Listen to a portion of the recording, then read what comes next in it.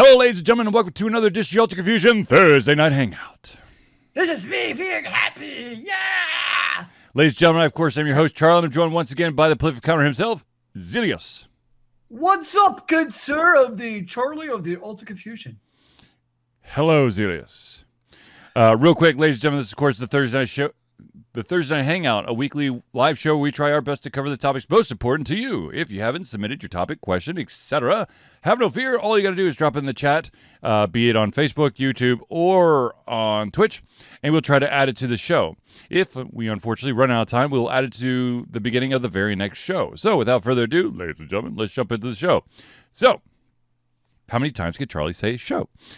Show. We are a show.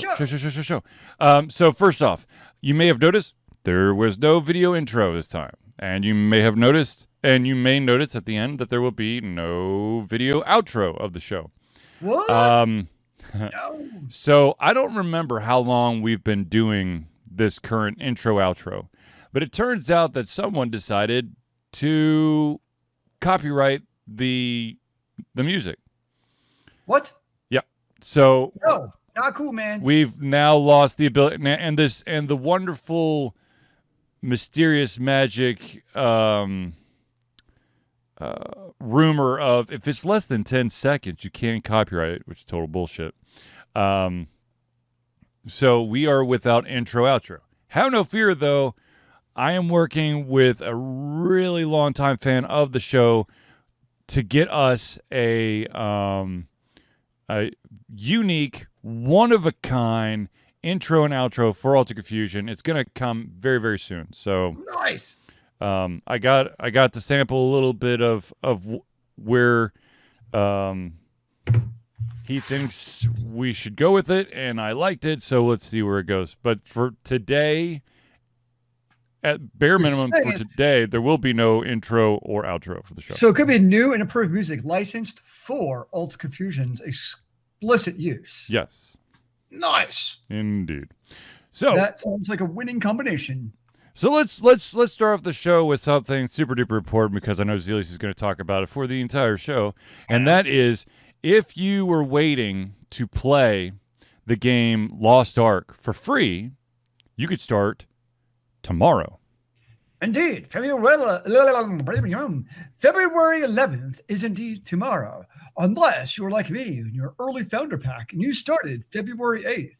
And I've been playing it the last 3 days up until about 7:35 today.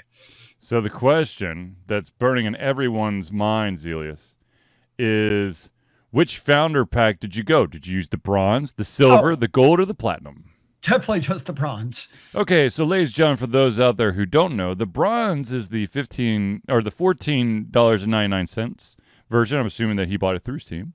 Yes. And of course, that will get you a head start, a founder's exclusive pet, 30 days of crystalline aura. Yes. And basically a founder's title. Currency. Huh? Basically the premium in-game currency. Uh-huh. For like skins and other stuff. So for those of you out there who may not know, let me tell you about this Lost Ark game. I know that Zealeus could probably tell you better, but I'm going to do it anyways. Do tell us, sir. All right. Embark on an odyssey for the Lost Ark, and in a personal story that will lead you through a world of endless depth. Whether you want to play solo, in groups with friends, or matched up with other adventurers in the world, there's an epic adventure waiting for you.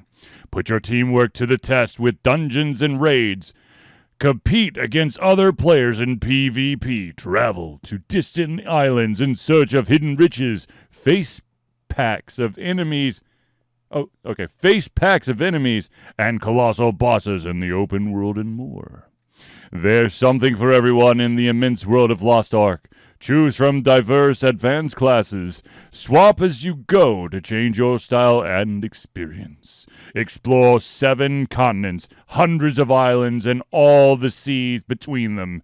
Engage with interesting and varied cultures. Befriend or battle magnificent beasts, and dive into immersive lore.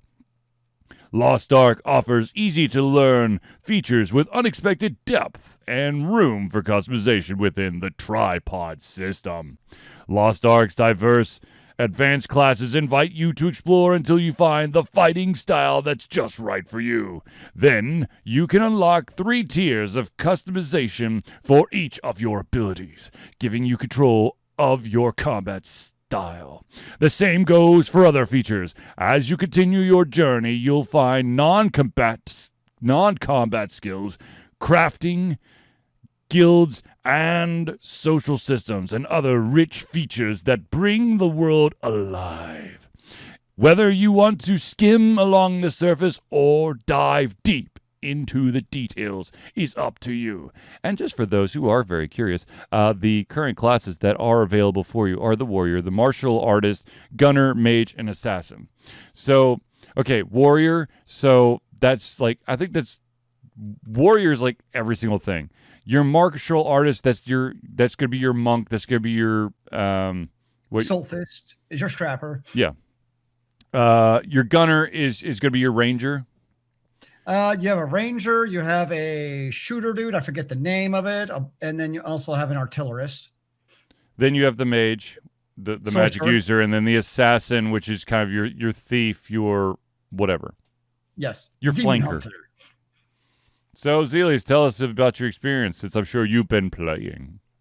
Well, so far, I already have 4 ults, because I definitely have ultitis and cannot decide on what to play. And, I mean, it's a MMO in the form of an action RPG. So most MMOs are either in the form of the World of Warcraft version or Final Fantasy XIV, where it's the you take out 1 or 2 mobs at a time type of deal, and your tab select and that kind of stuff. Or you have the Tryon Worlds type, where it's the action RPG combat style. Whereas this combat style is much more in the vein of like a Diablo or a the faster you can click, the faster you can attack. Yes, but it's the true hack and slash RPG style. Controller or no controller? What's that? Can you play gamepad or no? I have not done the gamepad yet. Can you? Yes, there is the option. And I think it depends on the class, honestly. So the hardest part I'm honestly having is most of your cooldowns are between 5 to 20 seconds, and you have 8 abilities that you kind of need to use repetitively. And like keeping track of those 8 with the cooldowns is actually a bit overwhelming at times. So kind of keeping track in that, and depending on your class, like, so for instance, like I'm the sorcerer class is kind of what I've been maining. It's more of a click and point. Like I'm going to aim my lightning locust attack to this point on the map. Mm-hmm. So you have to like hit S key, move your cursor to the right place, and right click. Versus like a berserker, which is the 2-handed warrior, which just goes pew pew, I'm going to smash your face in. Does a berserker really go pew pew and then smash your face in? It's more like some yeah, exactly, some groans or grunts that you don't understand, and then the axe splits your head open. So I think with the sorcerer, it would not work well with the controller, because you need to like move the cursor to where it needs to aim. Mm-hmm. Whereas I think it's something like the berserker, I actually do want to kind of try the controller, because it's very much you aim your character in a direction and you just press the attack button of whatever your skill is going that direction. Mm-hmm. So I think depending on the class may also lend its. The game was clearly not like Final Fantasy XIV, where it's built from the ground up with the controller in mind, which is fine. But I still want to try it out just to see how does it work with some of the classes. Probably more than I would assume the melee classes would probably work better, to be honest. Mm-hmm. So far I'm liking it. It's the story is trash. I'll be honest. It's definitely nothing right home about. It's very typical hack and slash. Oh, there's a story of some big evil guy lurking in the shadows, and yeah, he's evil because he's evil. Yeah, that's the story. I'm going with it. There's a bad guy there. Pretty He's doing bad things. You got to stop him. Yeah, I do kind of laugh because, like, you start off in like the holiest city in all the world, and like it falls to one guy. I'm like, wow, they have really great defenses here in this most holy city of the world. Because they believe their God will save them. Yeah. So yeah, like a level 1 guy can save this entire city from annihilation, whereas all these guards could not. It seems like a terrible defensive strategy, but that's okay. Let me guess here. So you got a bunch of bumbling bumpkins who are guarding the city, thinking no one would be stupid enough to attack it. And then when someone attacks it, they basically fall on their own swords because they don't know which end is the pointy end, and you have to come save the world from ineptitude.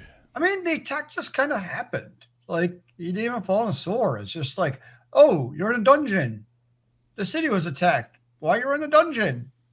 While you were in the dungeon? Yeah. Isn't that convenient? Your best hope to survive is in the prison because he decided to wink at the barmaid a couple too many times. So the combat's good. I like the combat. And each of the classes are very distinct in their play style. I'll say that.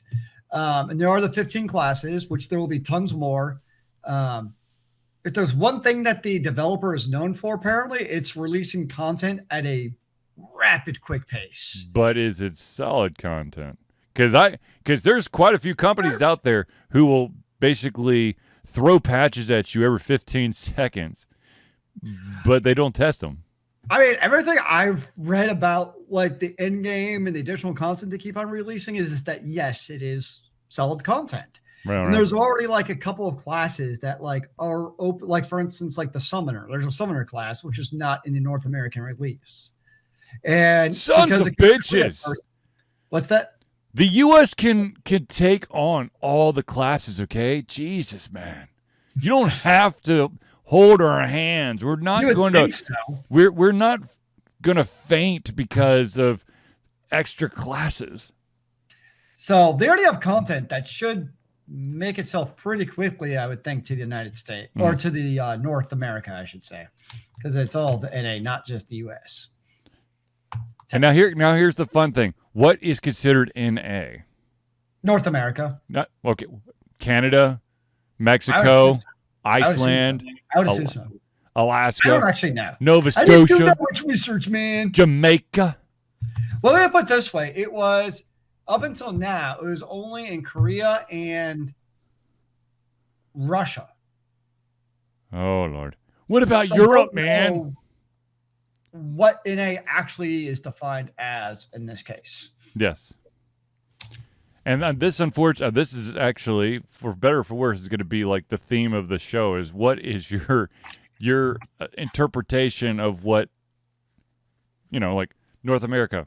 What exactly is North America? To the world, it could, to gaming servers, it could be a lot more than what you think it is, or a lot less. It's 48 of the United States, okay? They just didn't give it for Australia, Alaska, or Hawaii. No, I'm kidding. I don't know. I'm just bullshitting. Okay, so according to this, the NA release also was a European release too. Aha. Which makes sense. Yeah. See, told you. The Lost Ark is released for North America and Europe on Friday. So, yeah. So, once again, ladies and gentlemen, if you did not buy into the Founders Pack, you get to rev your engine starting tomorrow. Well, no, yeah. And from what I've seen too, is like the paid subscription, totally not necessary.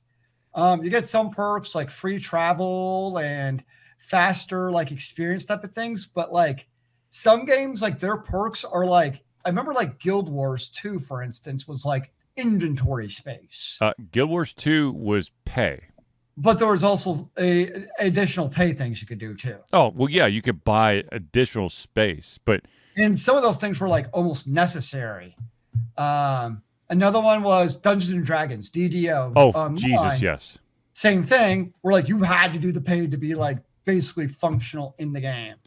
Didn't they lock you out of like one of the key like mid-game areas? I think with DD, I mean, it's been it's been years since I Oh played my DD. God, your cat just committed suicide into a box. It's the box of snakes. From what I remember, you get the content for free, but like the newer content areas are paid, almost like mini DLCs that order to be on the cutting edge you have to buy. I think is correct. Well, it's kind That of was correct. I don't know if it is anymore. In a weird way. It is kind of like a demo mode where you're getting like a base version. If you want to really get into the game, you got to pay. But I would be very hesitant if you would have to then start paying to open up each individual city. Whereas it seems like from what I've seen, everything in Lost Ark, you can completely play free to play and honestly be just fine. Gotcha.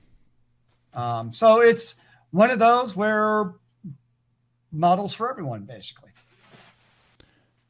There you go. All right, so ladies and gentlemen, since we're on the wonderful topic of different countries, let's talk about the fact that there is a game series that's been around for a very long time now called The Sims. It's basically you playing God. You get to control the life of a single person or an entire family. You get to design their house. You get to decide their work schedule, all that stuff. And of course, as The Sims, where Charlie plays God. No. Dude, I can't stand... Look, here's the thing.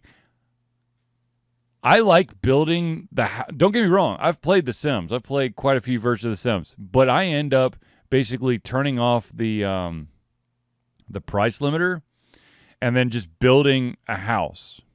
And then just shoving a family in there and just letting them live. I don't interact with them. I don't do jack shit. I'm just interested in building them a house or a death trap. I'm honestly not familiar with any part of it. I did look. There once upon a time, and there's probably still there's a website out there that basically tells you the most gruesome ways to kill your sim. And I will fully admit, I did do one of them.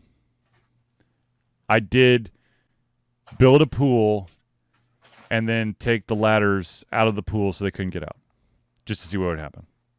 And I still feel bad about it to this day.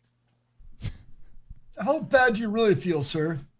Not as bad as the people who literally build a humongous room with a bunch of Sims in there and then put a toilet in the middle of the room and then build a wall that they can't get to, and then there's no way to exit the house. So they dance around needing to go to the bathroom until they die. Well, that sounds terrible. But as we know, there are individuals out there who thrive off that stuff. But anyways, that's besides the point. The story that just broke about The Sims is that in the fourth version of The Sims 4, they, of course, have a shit ton of DLC. In the latest DLC, called My Wedding Stories, that is coming out on February 17th, so in next week, it will not be coming out in Russia at all. They're not going to give Russia a special version of it or a watered down version, which is usually the case. There is not going to be this DLC is not going to be in Russia at all. And here is the following statement that was produced by EA. Yesterday we introduced The Sims 4, the new Wedding Stories game pack, and along with it, to Dominique and Camille, a couple whose love knows no boundaries. Today, we want to explain the decision we've made to not release this pack in Russia. Over the years, you've delighted us with the way your Sims have found love and celebrated that love through weddings in our base game. You've also shared with us your eagerness to walk down the aisle, have your Sims take their seats, and shed a tear of joy as you made a lifelong commitment. When we set out to create My Wedding Stories, this was the vision we had for our global community. The joy of finding love, celebrating that love, and telling stories that have meaning on a personal level. Imagining the stories our players will tell with our packs is at the heart of everything we create.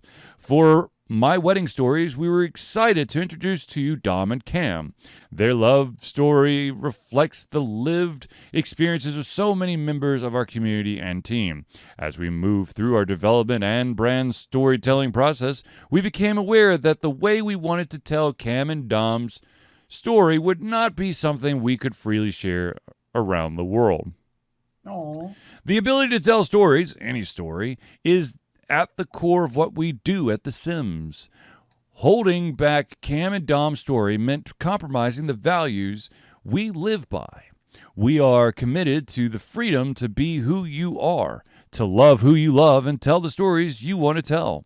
So what does that mean for you, our players? We are steadfast in upholding that commitment by shining a light on and celebrating stories like Dom and Cam's. So we have made the decision to forego the release of My Wedding Stories, where our storytelling would be suspect to change because of federal laws. Regrettably, that means that members of the Sims community in Russia will not be able to purchase this game pack. To our Simmers around the world, we are grateful to have you in our universe. Now, if you did not figure it out, Dom and Cam is an LGBTQ plus story, which is a big no-no in Russia.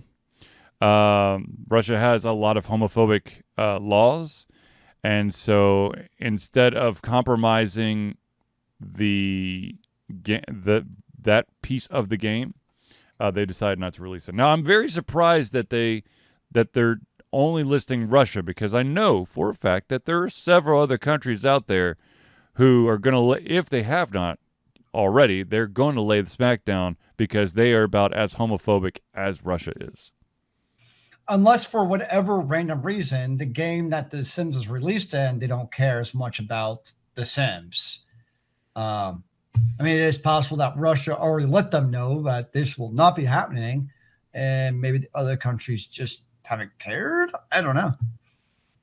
I believe I would say that they do. They don't. There are.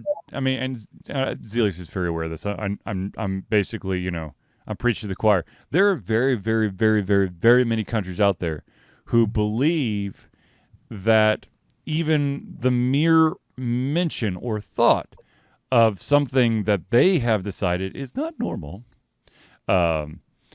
can cause ruin upon their entire country, such as forbidden love, two women loving each other, two men loving each other, a woman and a goldfish loving each other. Who knows? The last one, I'm sure some country has a problem with. I don't know, but look, at the end of the day, look, this is Charlie's stand, and this may not be Zealeus' stand, this may not be any other Ultra Confusioner stand, but love is fucking love, okay? It's indiscriminate. It does not decide. There's no rules between genders and races and ethnicities or races, or religions or whatever. If you love someone, fucking love them. I don't care. Love is love, man. If your love is going on a violent, killing spree, that's not love. That's something else. But if all you do is stare, starry eye into each other's eyes, and and your deal is you know that you can't live without them, go for it. What if my starry eyes are staring at my daggers that I like to stab into your eyes? Okay, once again, violence. No. Oh. Not violence. What about kind violence? Oh, for God's sake. What are you going to do? Smack me over the head with wet noodles? That just sounds disgusting and wrong. Let's do you need a room for that? Oh, Lord. Anyway, look, here's the deal. I understand that people are scared of different things, but love has been around forever. It ain't different, and I'm sorry that it doesn't fit this magical mold that people think exists. It doesn't. Love comes in all shapes, sizes, forms, and everything. It's honestly quite simple to me. If you don't like that story or feel it is evil, just don't play it. Yeah, that's the other thing. It's really not that hard. That's the other thing that really bugs me is when people have problems with like books or movies or video games if it's that detrimental to you, you have this amazing thing called choice to just not do it. It doesn't mean that you have to take not everyone else with you, but apparently it does, because I have to make sure that you know how I feel, that you make me feel bad about myself. I have to know about how you feel, and then you have to tell me that because you don't feel good about that, I can't do that. Because you obviously don't feel good about whatever, and so I can't. That's ridiculous. Okay, anyways. You're ridiculous, man. Whatever. Now, ironically, speaking of foreign nations, I just want this is another side bar here, but I'm going to do it anyways. I don't know what the hell Comcast/NBC is sniffing, but for fuck's sakes, this is the worst coverage of the Winter Olympics I have ever seen in my goddamn life. Well, to be honest, it's been going downhill for a couple. Well, I say a couple of years. 4 years ago is this couple of years, but it seems like the Olympic coverage, like nobody for the like, it's progressively getting worse of how people talk about the Olympics in terms of the coverage. No, the Summer Olympics were fine. Look, Summer Olympics. There's at least there's a couple events on several different channels. There is a channel, and then maybe a second one. And then it's reruns of shit you've already seen 5 times. And then for some dumbass reason, let's throw commercial breaks in the middle of competition. Let's not window it. Let's just block it out. Oh, this person just did a perfect run. They're a shoo-in for silver. Sucks to be you that you were watching the commercials. Ha ha ha ha. That's not how you want to drum up support about, a worldwide event. Actually show the damn thing. Take a goddamn page out of FIFA or the World Cup. You don't cut away from the action until after. Look, if there's 3 rounds, have a commercial break after the first round, because those fuckers all have to get back up the slope. All right. There's no. Here's a fun little fact for those out there who don't know. Skiers have 2 pairs of skis. They have one pair of skis that help them get back up the mountain, and then there's a different pair of skis to actually do their competition. Because the skis that they use their competition with are so fucking dangerous that if they're not careful, they will slice themselves in half. That would be unfortunate. That'd be one way to. And it's happened a lot. They haven't sliced themselves in half, but I mean, they've hamstrung themselves and cut their Achilles tendon because they bounced weird. Well, I'm never skiing again. Well, you just get a good pair of boots, okay? Oh, well, it's a good thing I couldn't ski anyway, so it's not really a problem. But look, it is so embarrassing. There are a bunch of young you want to drum up support. The youth of the world is starting to show up. This is the influx of new talent is starting to show up. And guess what? I got a Geico commercial, the same fucking one for the 10th time in an hour. And so I missed 90% of the goddamn competition. Billions and billions that they paid for the subscription rights. It is so stupid. It is so fucking stupid. Yeah. You would never do that during an NBA game. You would never do it during an NFL. I would love to see CBS or NBC or Fox or ESPN during a football game, be it professional or college, on a potential game-winning drive, deciding, you know what, we need to do a 25-minute spot for Toyota. There's a good chance something won't happen. Don't give them any ideas, man. No, how much money would it take for them to show a commercial during the Super Bowl during an actual drive? I don't know. It depends on the Super Bowl. If we're talking about that Super Bowl that ended 3-2, then they were probably giving away spots. Well, I'm talking in the modern NFL where commercial spots are millions of dollars. That was the modern NFL, yes, sir. What 3-2 football game are you talking about? There was the what was it? the Titans against the Rams that was stopped like on the 1 yard line? Oh, that was a great game. What are you talking about? Yeah, at the end it was, but how high scoring was it? It wasn't. Defense is exciting too. No, it's not. No, it's not. That's why if you so much as breathe on the quarterback, it's a roughing the passer. Okay, so speaking of, it's a game. What do you think of the Super Bowl this weekend? I'm all in for the LA Rams. Yeah!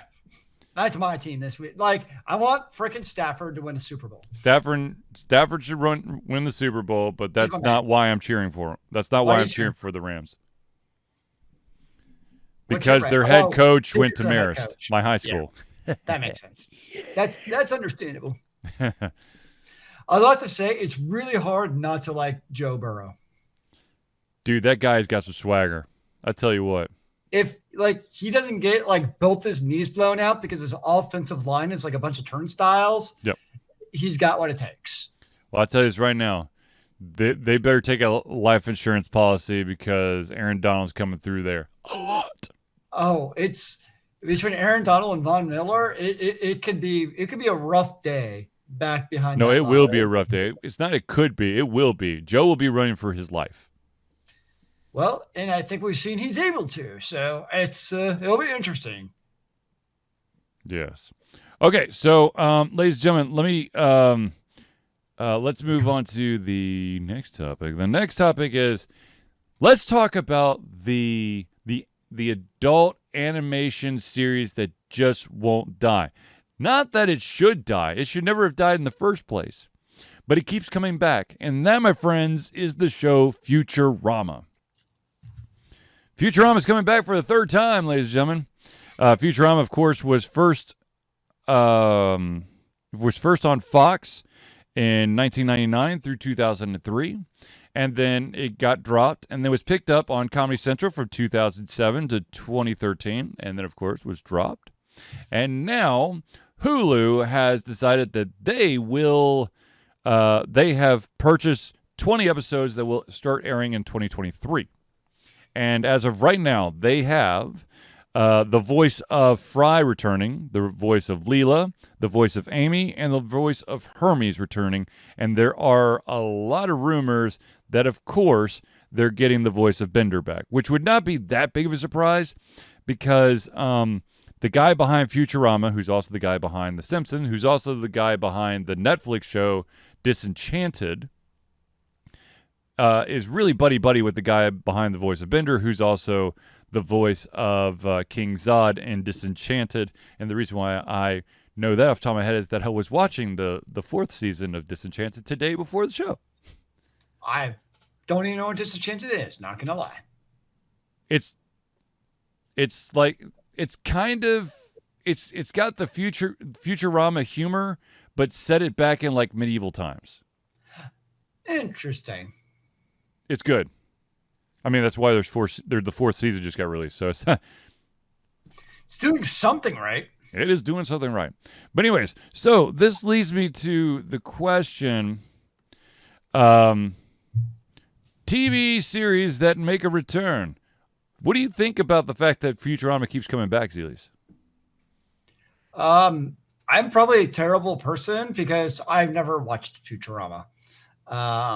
So I don't have much of an opinion. What I will say is I know that Futurama has a pretty freaking diehard audience. Mm-hmm. So it's obviously great for them because I know people who like it really like Futurama. So I would definitely say for them, it's great. And it seems like right now, in general, there's a pretty big, I don't know if revival is the right word, but push for animated series. Mm-hmm. You see Netflix, you've seen a lot. I mean, you just saw Arcane. You saw season 2 of Dota, which was nuts. You saw oh my God. The other one based on video game, Dragon's Dogma. Mm-hmm. You got Castlevania. What? Castlevania. Then on Amazon Prime, you have the one based on, it's the comedic one based on Dungeons and Dragons, Critical Role. Yeah, that was, oh shoot, I haven't watched that one yet, but I've heard I heard it's great. The okay, real quick, Critical Role, it was like it's a Dungeons and Dragons podcast or video cast. Yeah. With a bunch of like really well-known voice actors, and they decided to try to do a Kickstarter for it, and the Amazon Prime goes, we want to help make this even awesomer, and they're like, fuck yeah, and it just released at the beginning of the month, I believe. Yeah, it just came out. And then you have then you also had like the He-Man ones back on Netflix, going back to that. Oh God, He-Man Revelations. So like, which is being helmed by Kevin Smith. And of course, you had the prequel of The Witcher with the wolf. Is that what it was called? I don't understand. That was like such a letdown. I was like, oh, cool, it's gonna be a series. It was just kind of like, oh. It could have been more, but I thought it was good. I wanted more. Damn it. Well, that's fair. Yes, I would agree with that. So it's interesting though. It seems like that's a thing right now, especially on Netflix. It's like, let's get all these. Most of them are good too. Like, let's be clear. Like, I mean, they're good. Like, I think if anything, Arcane is the one that surprised me the most in terms of. I still need to finish it. Wow. Oh man. I'm gonna be totally honest with you. I'm like, I think like in 2.5 episodes away from finishing it. Finish it. I know I should, but I keep getting sidetracked by Netflix keeps releasing all of these like true crime like documentaries and docuseries. I'm like, oh fuck, this is messed up. Like, this is how we caught the BTK killer. I'm like, damn. Well, I got sidetracked this weekend. Was actually on Amazon. Was Reacher. My wife watched it, and she was like, "This is such an awesome way of washing that piece of shit movie taste out of your mouth, because there's no way on God's green earth that Doofus McDoofus could ever be Reacher. Like the guy they got to play Reacher, who's like a mountain of a man who doesn't really, who really, you know, he's not really sociable and all that stuff. He doesn't really give a shit if he's going to hurt you or not. He will fold you into a jigsaw puzzle. Oh, he makes it very clear on the television series. Oh no, believe me, Julie told me about the car trunk, and I was like, oh, okay. Hey, they were at least dead, okay? Now, Reacher's, if you're into like kind of any type of action thriller, spy type of stuff, watch it. It's really good. I thoroughly enjoyed it. The thing, going back to the Futurama thing, I do find it kind of interesting. It's kind of like, it's almost like BBC TV, where they're like, whenever we can get everyone in the same room, we'll give you a season or two, but it's not going to be constant. You know, it's like Luther and Sherlock. I can see that. Because the thing is, Futurama, I don't know. I mean, I enjoy. I'm not I'll admit I'm not a diehard fan, but I'll sink a ton of hours into Futurama just because it's kind of fun, goofy, dumbass humor. So I'm totally okay with it. And if they give me more Futurama, yeah, I'm on board. It's just weird that it's like, it's like we're bringing it back. Okay, now we're done with it. Okay, now someone else is bringing it back, because it was Fox for 4 years. Then it was Comedy Central for 6 years. And then it's been a 9 year. God, it's been 9 years. 9-year break, or it's going to be a 9-year break. Versus like The Simpsons that just won't die. There was a rumor that they were going to end it, but apparently that rumor was false. How many seasons is that damn show? Dude, that thing has been around for over 30 years. It's almost as old as we are, Zealeus. 33. Good Lord. Yeah. That's insane. Yeah. Yeah.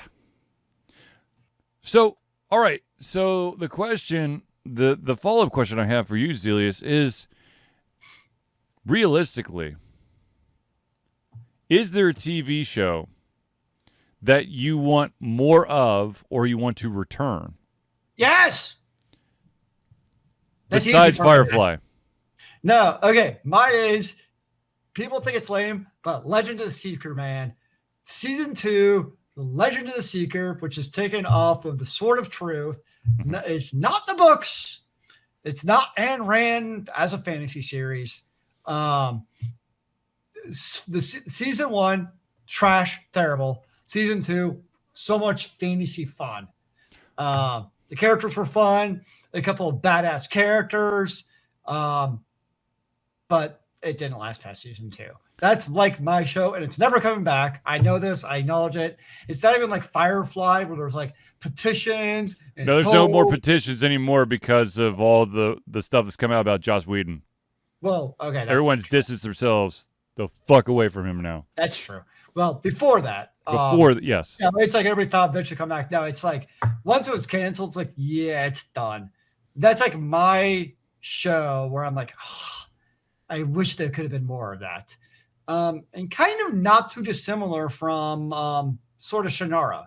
They're both kind of these, fantasy books. I'm sorry. As soon as I saw it was coming out on MTV, I was like, I'm out. I don't care. It could be amazing, but MTV will always, forever be music television. That's fair. So both of those fantasy series are like ones I loved, I enjoyed. That one only lasted one season also. I'm pretty sure the Source Scenario only lasted one season. So okay. Both of those are ones I wish had stuck around a bit longer. But alas, that's what happens. So I have a follow-up for you, Zealeus, and that is because you were saying that this is kind of like a take, or it was based off a book series, but it wasn't really true to it. Do you think that series can be successful with claiming or being part of a series universe, but really going off on their own and making their own little artsy changes? Yes. I think the part that killed Sword of Truth was probably that the first season was terrible. You mean Legend of Seeker? Sorry, Legend of Seeker, yeah. The first season, it is some of the worst action I've seen on television series. Mm. And I think that just doomed it. You're never going to get the rate. They still greenlit season 2, obviously. But after that, you just weren't going to get the viewership back after that first season. Sword of Shannara, I thought as an actual show in the acting was actually pretty decent. Mm-hmm. But I also don't know where it actually showed, on TV. You know what I mean? Because it came out a couple of years ago. So I only know, I saw it on Amazon Prime. So I don't even know where you would have seen it in the original run, to be honest. Because to your point, it was MTV. So was it only shown on MTV, which I don't know if people actually still know to watch MTV. So my guess is that not Kardashians. So that was probably just more of a failure. 2016. Yeah, more of a failure of how to even watch it. And I think the tricky part is, so look at I think something like Game of Thrones is a perfect kind of example where when you had, and this is kind of for all book series. So when you have the source material and you follow the source material, even if you deviate a little bit from that, you can still do great and wonderful things. I mean, even Lord of the Rings, which is kind of the gold standard for now movie to book to movie adaptations, deviated in certain places. So I think you can be successful in that way. It seems like where they fail, and I don't think it's because of the niche following, because the niche following of books only brings you so far. There's just something about when you have that core story and characters and basically you don't follow the core story at all, that seems to just not work. There's just something about it. True. Yeah, and I don't know, because think about it, that's where Lord of the Rings fell off. Not Lord of the Rings. That's where Game of Thrones fell off a cliff, was when it tried to basically there was no material from George R.R. Martin. That's one of the things that sucked about The Hobbit so much. The 3 movies wasn't that they made a movie from The Hobbit. It's they try adding random fillers with random love stories and bullshit that were not in the books. So it seems like to me, when they really take that left turn out of established source material, that's when you start to have issues. Even Harry Potter, for all its faults, the movies still kept pretty close to the source material. I know there's deviations, don't get me wrong, but they stuck pretty close. And I think that's why the movies worked. I think once you start going off the rails, that's where, for whatever reason, the screenwriters and producers just have issues. Well, I agree with you. I think that with movies, it's a little bit easier to to kind of, because except with The Hobbit, because The Hobbit should never have been, 3 movies? Correct. It could, look, honestly, maybe it could have been 2, but 3, you're just trying to build yourself a castle made of money at that point. But I do think, and I don't think that there's like a certain magical percentage that, will guarantee you success, but I think that there is a certain amount, a certain percentage of going off on your own from the source material where shit just goes bonkers wrong. There was a series on Sci-Fi Channel called The Dresden Files, which is based off the Harry Dresden series by Jim Butcher. Fantastic series. And the thing was, I do want to make this clear too.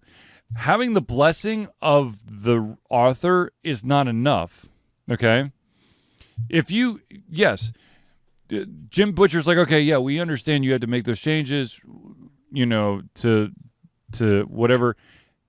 In the books, Harry Dresden rides around and just like this piece of shit VW Beetle that's literally falling apart. In the TV show, he had a really nice, soft top Jeep. Yeah. Where he lived was not where his office was in the books, but it was combined in the show. The major love interest in the TV. Okay, spoiler alerts. I think we're outside of this, and I'm sorry, I'm going to ruin this for people who have not read the Dresden books up to whatever they are at now. The main love interest in the Dresden TV show, Bianca, the vampire, Harry has to kill her almost immediately within the first 3 books because she is a psycho and has to be put down. And instead is we had this lusty love affair that we weren't allowed to talk about in the TV series. I'm like, what the fuck? But anyways, yeah, I think that there is when you get the ability to take on someone else's established property, you're going to get a little bit of artistic licensing. It's just how well do you mix that, your licensing in? Are you trying to create something totally different? Which, if you're going to do that, Michael Bay, then don't fucking put the name of the damn thing on there. Transformers. Just say U.S. Army with robots, big explosions, boom, boom. You're going to fill the place because Michael Bay movies with big explosions, boom, boom. You're going to get people. Okay? But don't kid yourself that you're making a Transformer movie when you're not. But we had Optimus Prime. Yes, but where are the rest of the Autobots? Lost. Where? They have names too, man. Yeah.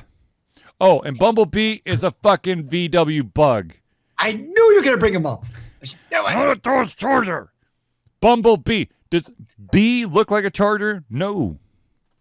Look, anyways. They paid a lot of money for that shot in the movie, okay? Oh. Whatever. Anyways, look, you're absolutely right. I think that, reiterating once again, if you're going to take on someone's IP, the purist in me goes, you better keep exactly to the script. However, there are times where that source material is dated. So if you were to try to put it into reality now, or, at the time it was futuristic, but now that we are ahead of that futuristic number, you got to make it a little bit more believable for them to be, being in the year 2022. I'm okay with that. Well, I think that's why I'm also not usually, I know we've asked this before, but for the most part, when there's always that conversation of book to movie adaptation, it's not something I clamor for. I think of my favorite, usually fantasy books, and the reason I like them is because they're the written format, creativity, and imagination, and all those good things, and they work perfectly in the book. So for me, a lot of times, don't need or have that even desire to honestly have a translation from the written form to movies just doesn't really appeal to me. I think maybe in part because we've seen how many abominations there are, and in part because one media format doesn't necessarily need to be translated to another media format. Agreed. It's just not a thing that I need to have happen. It's just like, I mean, another good example is, I think everybody forgot to actually exist, is the Black Tower. Yeah, we're not talking about that. Like, it doesn't actually exist, which sucks because it exists more than the Dragon Ball Z movie. How about that? Well, that and not just Dragon Ball Z, but the waterbender dude. Avatar. Yeah, Avatar. He's not a waterbender, he's an airbender. God, Zealeus, come on. Jesus, you're supposed to be a nerd. Here's another thing, ladies and gentlemen, for folks out there who are somehow sheltered enough not to know this. Being a nerd does not mean you know everything nerdy, okay? I will tell you a quick story about my first time going to Dragon Con. I had been to PAX, which is the Penny Arcade Expo, where I was surrounded by my video game and webcomic and board game nerds, and I felt like I was home. And then I was like, Dragon Con, it's a nerdy convention. I'll fit in just fine. Turns out my nerddom / fandom is about the size of a quarter in comparison to Dragon Con's nerdom variety, which is about the size of an extra large Papa John's pizza. So being a nerd does not mean you can cover the entire gambit. It's impossible. Don't try it. You'll kill yourself in the process. I promise. What a worthy cause to die for, though. I think I would be more concerned that in the attempt to try to understand all fandom, you piss off some fandom and they would take you out. Like Hitman style. You're doing your job, sir. Like the bronies would bury you in that wind tunnel between the AT&T building and the Fox. And the furries would come sleep with you. I don't want them there. Anyways. I can always get you a tail for your birthday. Huh? Oh, Lord. All right. So, ladies and gentlemen, I do want to take a quick pause and do a thank you to all those awesome people that help Alter Confusion do what we do every single week by supporting us through patrons. So, without further ado, ladies and gentlemen, let's talk about the amazing friends of the show. And to start it off, as always, once again, ladies and gentlemen, let me tell you about the Indie Cluster. The Indie Cluster is an organization of independent game developers that want to gain exposure by being involved in the community. They collectively journey to popular conferences as a traveling booth to help gain attention for their games. They make partnerships in local communities to bring games to the mainstream mindset. They highlight local, unusual, and rare concepts to challenge the paradigm of the common. They also host events to teach kids and minority groups about game development to hopefully one day enter the industry themselves. For more information, go to indiecluster.com. That's INDIECLUSTER.com. Indie Cluster. Now, ladies and gentlemen, of course, the next person / organization we got to show some love and support to is, of course, Noodle Boy Media. Founded in 2015 by Andrew Tran, Noodle Boy Media, previously Watch Kid 47 Media, is your choice for professional photo shoots and panel recordings at conventions. They pride themselves in providing a high level of professionalism, top-notch experiences, and quality services. If you want more information and to view their full list of services, check out facebook.com/NoodleBoyMedia. Noodle Media! And of course, the final one that we have to show some love and respect is the man, the myth, the legend, the one who helps with all those aches and pains in your back. That's right, folks. You're talking about Hero Chiropractic. Hero Chiropractic is a unique healthcare practice set up by Ryan Moore. The company's focus to elevate a patient's experience of freedom, creative expression, and joy. They believe that everyone can be a hero and has incredible heroic potential inside themselves waiting to be unleashed. Hero Chiropractic focuses on mobile chiropractic care in the greater Atlanta area. They are committed to healing clients by creating a plan of action uniquely suited for each person. They make that plan of action as convenient and affordable as possible, and most importantly, suited to your individual needs. If you want more information, go to herochiropractic.com. Now, ladies and gentlemen, of course, the one thing I do have to point out to you that is super duper awesome, and we just keep coming back for more because we love this organization. Of course, we were the highest fundraiser for. I was the highest individual fundraiser for the specific our chosen hospital, and that, of course, is, ladies and gentlemen, for the 11th year straight, Altered Confusion will be participating in Extra Life. Extra Life is gamers doing what they do best, game, to help sick and injured children at their chosen Children's Miracle Network Hospital. The money that we raise through Extra Life will go directly to Children's Healthcare Atlanta as unrestricted funds. This means that the hospital decides where and how to spend the money to ensure the dollars we raise make the biggest impact in the lives of the kids they treat. So if you have the capacity to donate, please go to extra-life.org and search for Altered Confusion. Extra Life! Extra Life! All right, ladies and gentlemen, of course, if you want to be part of the amazing people who help support Altered Confusion with a monthly subscription, or if you want to become a friend of the Thursday Night Hangout, ladies and gentlemen, let me tell you that Altered Confusion has a Patreon. We survive on the love and support of fans like you, and so we have a Patreon page. Patreon lets you, the fans, supporters, lovers, haters, interdimensional beings, demigods, demons, extraterrestrial beings, interdimensional beings, werewolves, vampires, and more to become active participants in the work we love through a monthly membership. This gives you access to exclusive content, community, and insight into our creative process.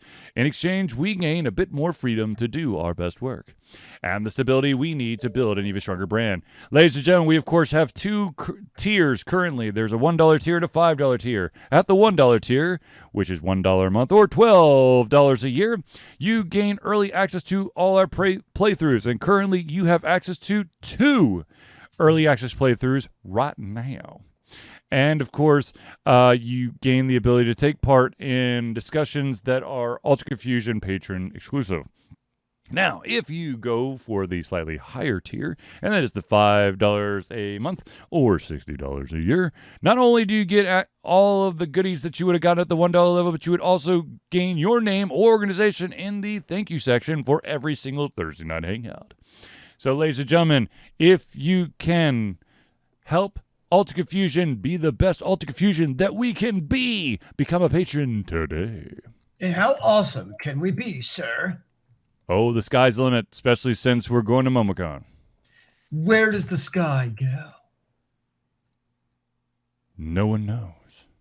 But if you don't know, then how will the faithful... You just keep going, man. You just keep going. It's truly like infinity, man. To infinity and below. And around the corner. Does the corner ever end?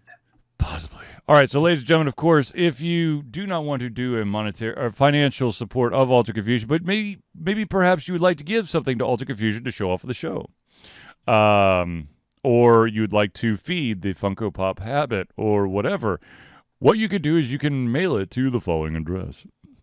You can mail it to 1551 Dunwoody Village. That's DUNWOODY Village Parkway. This is super duper important. Number 88. How important though? How important? I'm confused. Super duper important. That is after the 1551 Dunwoody, DUNWOODY Village Parkway. Put number 88276. Without that number, it will not make it to our P.O. box and will be delivered back to you. The city is Dunwoody, once again, DUNWOODY. State is Georgia. Zip code is 30338. And I'm going to let everyone in on a little secret. If they keep trying to dick me over, I will change my address for a different P.O. box. Oh, dear. But if you want more information on that story, you'll have to ask me offline.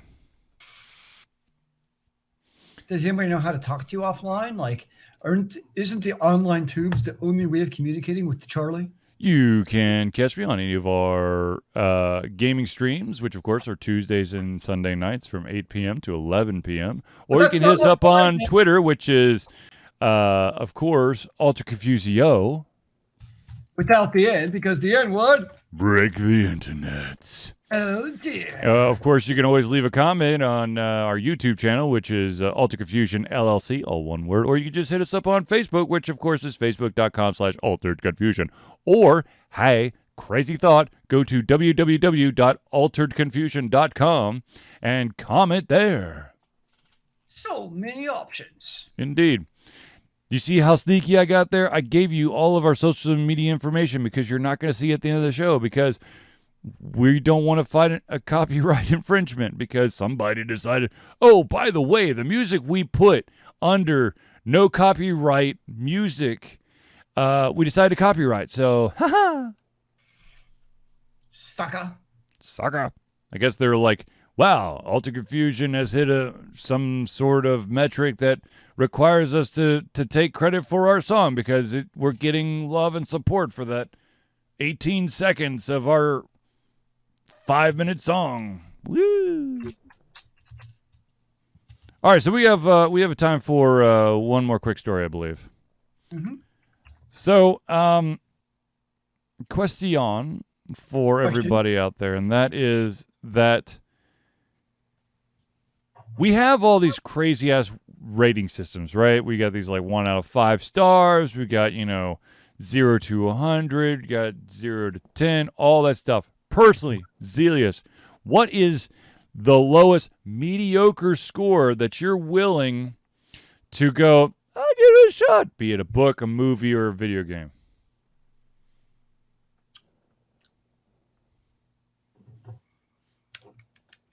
I'm pretty shallow. And if I'm looking at rankings, it probably has to be at least 4 stars. Okay, so let's say, 4 stars. Let's say if it was 0 out of 10, what would be the bare minimum for 0 out of 10? 8. I'm almost right there with you. I'll go for a 7. It dips below a 7, and it's got to be a subject matter that I will just go, fuck it. I don't care. I'm interested. I'll check it out at least a little bit. Now, what I do find probably just as important, though, especially on Steam, are what do the reviews actually say? Does it look like they were paid? Yeah. And did they lie when they said, I got this product for free? Well, the tricky part now with like video game reviews, though, is they change. Like, so if it's, especially with like every game is on early access at some point released. So like, did the reviewer review it like 6 months ago when it was in the alpha beta version? Or is it the more modern version? So it becomes a little bit more tricky with video games. And then whereas on books, it feels like I see a lot of like this lit RPG stuff that's reviewed by, it looks like basically the author's immediate family. No, it's the author's buddies. Lit RPGs, yeah. It's literally, you know what lit RPG is, right? Yes. Okay, for those not in the know that may be picking this video or podcast up after the fact, Zealeus, why don't you tell us what lit RPG means? So from what I know, I actually don't really read lit RPG myself. It's not really seems like my cup of tea, but basically it's a RPG role-playing game set in the context of a book. That's what I've read about it without having actually read it. And I think part of the reason is because every lit RPG that's recommended to me, basically, it sounds like it's the same exact book. I'm a hero sent on a big quest, and I am unlike any hero ever seen before. And then, like, every review is like, this is the best book ever written on the face of the planet. P.S. I'm their mom. I'm their mom's brother's son's daughter's cousin. And so, and I know I'm probably being incredibly classist here and gatekeeping, but to me, Lit RPG just reads to me like I've never written a real book, basically, so I'm trying to do something. But which is probably a very elitist way of looking at it. I fully admit it without having read them. I don't know. It's just something I've never dove into. For me, lit RPG always feels like someone decided, you know what, our campaign we played for Dungeons & Dragons 5th edition sound pretty cool, so I'm just going to write the story based off of that. And to me, it's just kind of like, that it might be an amazing story, but it's one of those, it's unfortunate, but it's one of those you have to be there to get it type things. Because part of the beauty of having a successful campaign for a pencil and paper RPG or for a board game or card game, whatever, is that the actual, you know, the charisma or that pours off or the facial expressions of the people around the table. Simply telling the story doesn't give you that full feeling. And it also, I will fully agree with Zealeus, it's not really what, I'm sorry, but it's not what a real author would do. It's like, I'm going to take, you know, this amalgamation of events that happened that was really cool. It's almost like nostalgic. Like it in your brain, you go, oh my God, that was an amazing campaign. In your brain, you go, it's amazing. And then it's kind of like if you were to go back and play some of your favorite games from like 10, 15 years ago, you're like, oh shit, was it really that bad of a story? It felt so much better. Yeah. So, and I think part of it too is I have like such a list of like more established still fantasy and sci-fi series and books to read, where it's like, I'm good. Might be part of it too. So there is a video game out there which of course has had I think it came out in 2019. Lots of people love it. Big name behind it. The game is called Death Stranding. I've heard of it. Yes, it's got Norman Reedus as the main character. There's got Lindsay Wagner's in there.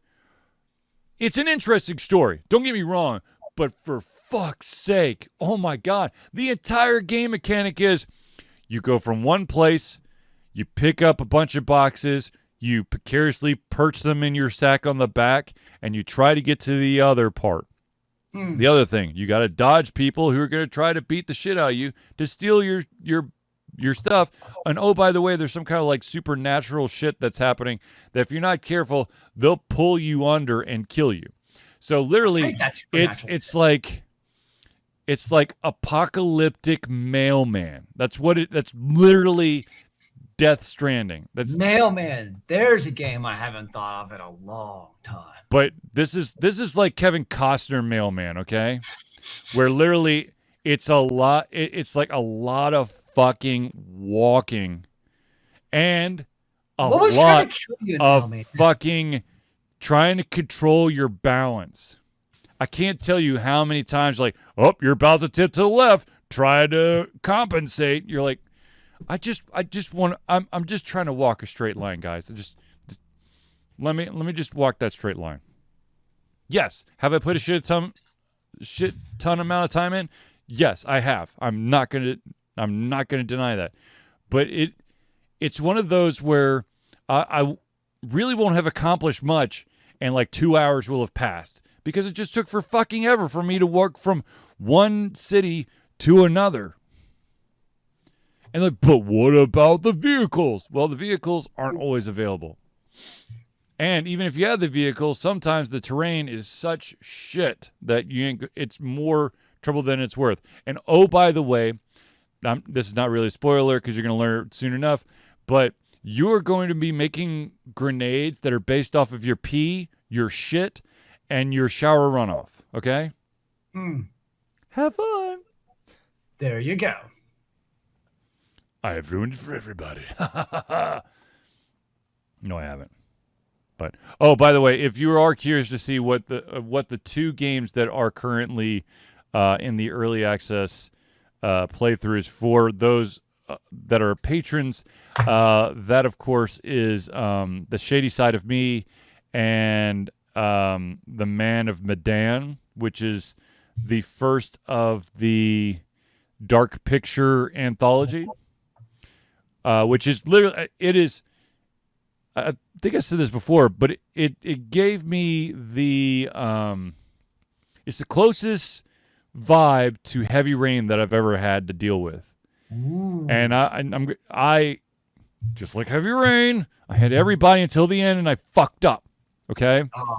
Now there's supposed to be, I think there's supposed to be a total of 7 or 8 games. Now they've only released, I think they just released the 3rd, or maybe they're about to release the 4th.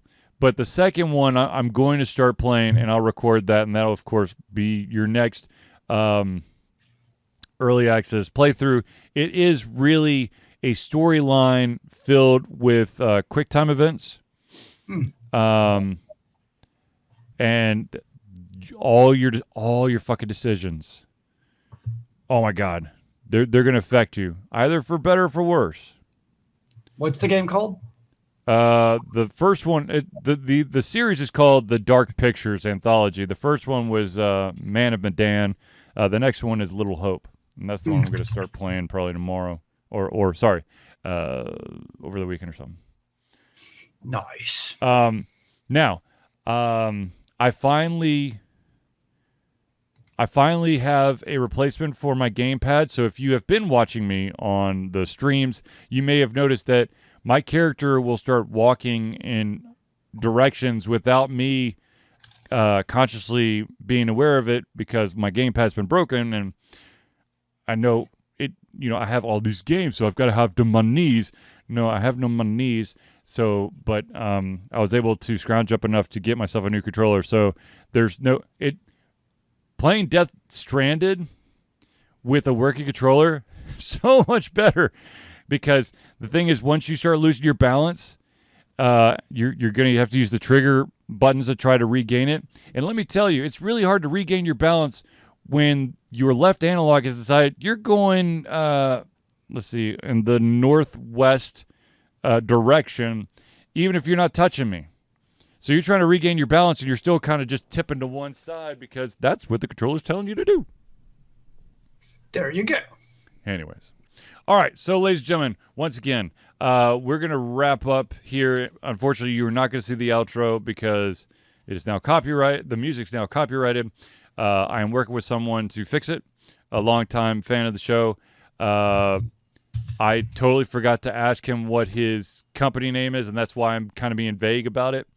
But as soon as I find out, I will plaster it everywhere. And, of course, you will become friends of the show because you would have helped save our asses. But anyways, so ladies and gentlemen, without further ado, I want to thank everyone for tuning in to the Ultra Confusion Thursday Night Hangout. For myself, Charlie, and Zealeus, it's been a pleasure giving you everything coming our heads, our mouths, and, of course, our hearts. We'll be back next Thursday for another Ultra Confusion Thursday Night Hangout. Remember, kids, keep on gaming in the free world. Amen to that, brother.